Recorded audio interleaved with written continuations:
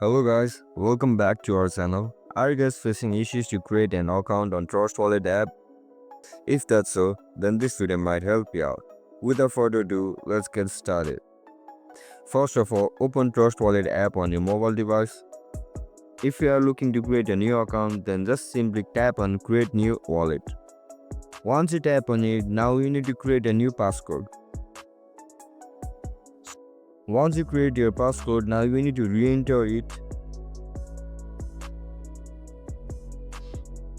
After you re-enter your password, you will be forwarded to this section. Just simply tap on skip, I'll do it later. And that's it guys, that's how we're gonna create account on Trust Wallet app on your devices. If this video helped you out, don't forget to like, share and subscribe. See you in the next one. Bye bye.